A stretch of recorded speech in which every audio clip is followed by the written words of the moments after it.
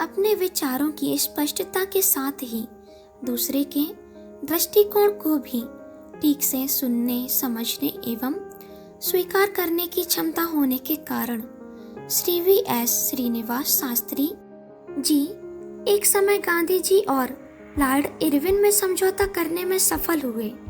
उनके लिए 4 मार्च 1931 को वायसराय ने पत्र द्वारा उन्हें धन्यवाद दिया।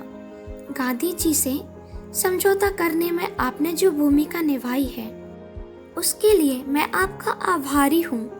आपकी भूमिका बहुत महत्वपूर्ण थी।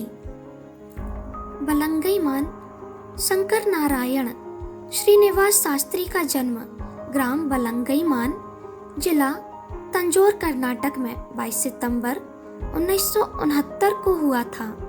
यह ग्राम प्रसिद्ध तीर्थ स्थल कुंभकोणम के पास है, जहां हर 12 वर्ष बाद विशाल रथ यात्रा निकाली जाती है। इनके पिता एक मंदिर में पुजारी थे। माता जी भी अति धर्मनिष्ठ थी, अतः इनका बचपन धार्मिक कथाएं एवं भजन सुनते हुए बीता। शिक्षा के प्रति अत्यधिक अनुराग होने के कारण वे कुंभकोणम के नेटिव हाई स्कूल में पढ़ने के लिए पैदल ही जाते थे। 1884 में मैट्रिक करने के बाद उन्होंने मद्रास प्रेसिडेंसी से एमए किया और फिर मायावरम नगर पालिका विद्यालय में पढ़ाने लगे। इस दौरान छात्रों में लोकप्रियता और अनूठी शिक्षा शैली के कारण उनकी उन्नति होती गई और ये सलेम म्यूनिसिपल कॉलेज में उपप्राचार्य हो गए। उनकी पत्नी का नाम श्रीमती पार्वती था।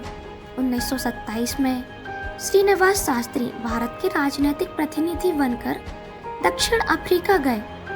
वहां उनके सामाजिक और राजनीतिक कार्यों से प्रभावित होकर तत्कालीन प्रधानमंत्री जे.बी.एच. हरजोग ने कहा, यदि किसी ने यहाँ आकर हमारे दिलों को जीता है तो वह है शास्त्री जी। यहाँ के प्रशासन को उन पर बहुत विश्वास था। दक्षिण अफ्रीका के समाचार पत्रों ने उन्हें विश्व के प्रमुख राजनेताओं में एक बताया। उनके प्रभाव को देखकर लंदन में आयोजित गोलमेज कॉन्फ्रेंस में उन्हें कई बार आमंत्रित किया गया। जेनेवा में लीग ऑफ नेशंस के प्रतिनिधियों में उनकी भाषण कला और विचारों की गहनता की खूब प्रशंसा की गई। राजनीतिक क्षेत्र में शास्त्री जी ने गोपाल कृष्ण गोखले को अपना गुरु माना था। उनके प्रति अत्यधिक श्रद्धा को उन्होंने अपने लेखों तथा माय मास्टर गोखले नामक पुस्तक में व्यक्त किया है। गोखले जी के देहांत के बाद वे सर्वेंट्स ऑफ इंडिया सोसाइटी के अध्यक्ष बने। जब लॉर्ड पेंडलैंड को 1913 में मद्रास का गवर्नर बनाकर भेजा गया तो उन्होंने शास्त्री जी को विधानमंडल का सदस्य निर्मित कर दिया। मद्रास विधानमंडल के सदस्यों ने उन्हें 1916 में दिल्ली विधानमंडल में भेजा। 1920 में वे काउंसिल ऑफ स्टेट के लिए निर्वाचित हुए। 1921 में उन्हें प्रीवी काउंसिल का सदस्य बनाया गया तथा इसी वर्ष वायसराय ने उन्हें इंपीरियल काउंसिल का सदस्य मनोनीत किया।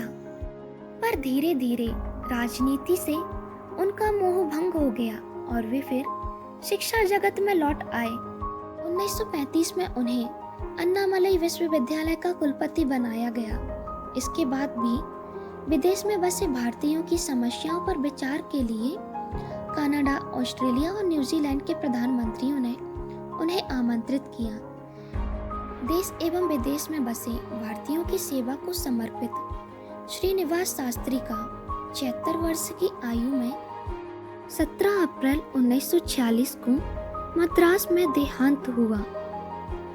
जय हिंद, वंदे मातरम।